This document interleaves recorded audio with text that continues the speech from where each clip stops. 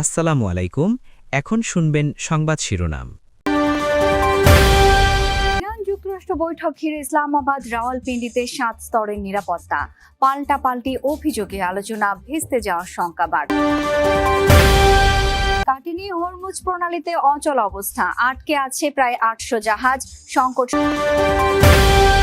দীর্ঘদিন ধরে বন্ধ পশ্চিমাঞ্চল রেলওয়ের অনেক স্টেশন ও ট্রেন, অবহেলায় নষ্ট হচ্ছে সরকারি সম্পদ, নেতিবাচক প্রভাব ব্যবসা বাণিজ্য।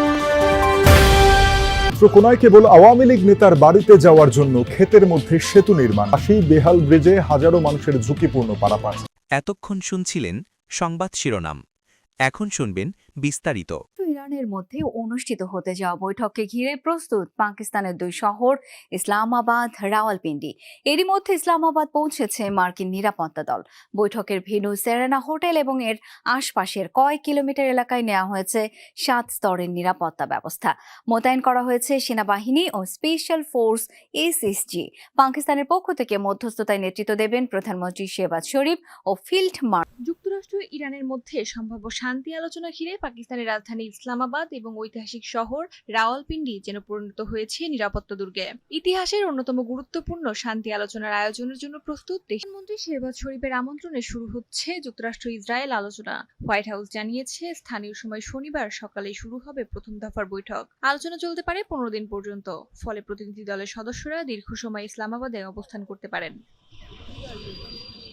উচ্চ পর্যায়ের এই বৈঠক ঘিরে ইসলামাবাদ ও রাওয়ালপিন্ডিতে ঘোষণা করা হয়েছে সরকারি ছুটি। সেনাবাহিনীর নিয়মিত সদস্যদের পাশাপাশি মোতায়েন করা হয়েছে স্পেশাল ফোর্স এসএসজি, পুলিশের এলিট টিম, রেঞ্জার, সিটিডি এবং গোয়েন্দা সংস্থাগুলোর যৌথ নিরাপত্তা বলয় গড়ে তোলা হয়েছে। পাশাপাশি যুক্তরাষ্ট্র থেকে এসেছে 30 সদস্যের নিরাপত্তা দল। তাদের বহরে রয়েছে সাঁজোয়া যান, ইলেকট্রনিক জ্যামার সহ অর্ধশতাধিক সামরিক যান। তল্লাশি অভিযান, নজরদারি, প্রবেশপথে কড়াকড়ি সহ 7 স্তরের নিরাপত্তা বলয় তৈরি করা হয়েছে। রাজধানীর রেড জোনে অবস্থিত সেরেনা হোটেলে অনুষ্ঠিত হবে এই বৈঠক। ইতিমধ্যে হোটেল খালি করে নিরাপত্তার আওতায় নেওয়া হয়েছে। শহর জুড়ে জারি করা হয়েছে উচ্চ সতর্কতা। হোটেলের কয়েক কিলোমিটারের মধ্যে জারি করা হয়েছে রেড জোন। বন্ধ করে দেওয়া হয়েছে গুরুত্বপূর্ণ প্রবেশপথ। সব মিলিয়ে তৈরি করা হচ্ছে নিচ্ছিদ্র বলয়। এমন একটি সংকটের মধ্যস্থতা করছে পাকিস্তান, এতে আমরা গর্বিত। আশা করছি আলোচনার মাধ্যমে সংকটের দ্রুত সমাধান হবে। মার্কিন প্রতিনিধি দলের নেতৃত্ব দেবেন মার্কিন ভাইস প্রেসিডেন্ট জেডি ভ্যান্স। সঙ্গে থাকছেন বিশেষ দূত স্টিভ উইটকফ এবং কূটনীতিক জ্যারেড কুশনার। অন্যদিকে ইরানের পক্ষে নেতৃত্ব দেবেন পররাষ্ট্রমন্ত্রী আব্বাস আরাকচি এবং পার্লামেন্টের স্পিকার মোহাম্মদ বাঘের কালিবাফ। পাকিস্তানের পক্ষ থেকে অংশ নেবেন দেশটির প্রধানমন্ত্রী শেহবাজ শরীফ। তবে আন্তর্জাতিক মহলে প্রশ্ন উঠেছে, কেন পাকিস্তানকে বেছে নেওয়া হলো? বিশ্লেষকরা বলছেন, সম্প্রতি সময় ওয়াশিংটন ও তেহরানের মধ্যে কার্যকর মধ্যস্থতাকারী হিসেবে উঠে এসেছে ইসলামাবাদ। দুপক্ষের সাথেই নিয়মিত যোগাযোগ রেখেছেন পাকিস্তান সেনাপ্রধান আসিফ মুনির। পাল্টাপাল্টি অভিযোগে ক্রমে বাড়ছে ইরান যুক্তরাষ্ট্র শান্তি আলোচনা ভেস্তে যাওয়ার শঙ্কা। তেহরানের দাবি, লেবাননে চলমান ইসরায়েলি নাটকীয়তা চুক্তির সুস্পষ্ট লঙ্ঘন। আগ্রাসন বন্ধ না হলে আলোচনা অর্থহীন হয়ে পড়বে, এমন হুঁশিয়ারিও দিয়েছেন দেশটির প্রেসিডেন্ট মাসুদ পেজেশকিয়ান। এদিকে মার্কিন প্রেসিডেন্ট ডোনাল্ড ট্রাম্পের পাল্টা অভিযোগ, হরমুজ প্রণালী পুরোপুরি সচল না করে শর্ত লঙ্ঘন করছে তেহরান। এই পরিস্থিতিতে বিশ্লেষকরা বলছেন, নিজ স্বার্থের জন্যই শান্তি আলোচনা সফল করতে সর্বোচ্চ চেষ্টা চালাবে পাকিস্তান।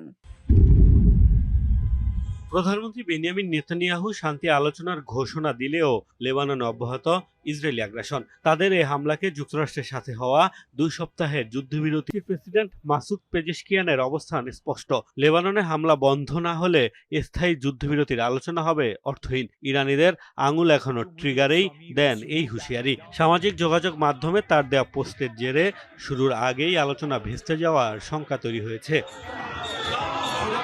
ইরানের বিরুদ্ধে পাল্টা অভিযোগ ডোনাল্ড ট্রাম্পের। হরমুজ প্রণালী পুরোপুরি উন্মুক্ত না করায় শর্ত লঙ্ঘনের অভিযোগে ঝেড়েছেন ক্ষোভ। তাছাড়া এই জলপথে টোল আদায় বন্ধ করারও। দুপক্ষের বিপরীতমুখী অবস্থানে কতদিন যুদ্ধবিরতি কার্যকর থাকে সেটি নিয়েই দেখা দিয়েছে সংশয়। এমন পরিস্থিতিতে যুদ্ধ বন্ধে উঠে পড়ে লেগেছে মধ্যস্থতাকারী পাকিস্তান। বিশ্লেষকরা বলছেন, নিজ স্বার্থেই এতটা মরিয়া শেহবাজ প্রশাসন। বলা হচ্ছে, আবারও পুরোদমে যুদ্ধ শুরু হলে নিরপেক্ষ অবস্থান ধরে রাখতে ব্যর্থ হতে পারে পাকিস্তান। সৌদি আরবে হামলার মাত্রা বাড়লে দ্বিপাক্ষিক প্রতিরক্ষা চুক্তির আওতায় যুদ্ধে জড়াতে বাধ্য হবে দেশটি। মত বিশ্লেষকদের। যদি যুদ্ধ চলতে থাকে এবং ইরান সৌদি আরবের উপর হামলার মাত্রা বাড়ায়, তবে পাকিস্তানের কৌশলগত পারস্পরিক প্রতিরক্ষা চুক্তিটি সক্রিয়। দীর্ঘদিন ধরে বন্ধ পশ্চিমাঞ্চল রেলওয়ের বেশ কিছু স্টেশন ও ট্রেন। অবহেলায় নষ্ট হচ্ছে কোটি টাকার সম্পদ। অন্যদিকে নেতিবাচক প্রভাব পড়েছে স্থানীয় ব্যবসা বাণিজ্যেও।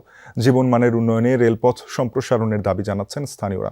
মাছের পোনা উৎপাদনে প্রসিদ্ধ বগুড়ার আদমদিঘি একসময় ছাতিয়ানগ্রাম রেল স্টেশন হয়ে আমিষের যোগান ছড়িয়ে পড়ত দেশ জুড়ে। সেই স্টেশনটি বন্ধ 15 বছর ধরে। পরিত্যক্ত প্ল্যাটফর্মে গজে উঠেছে আগাছা লতাগুল্ম।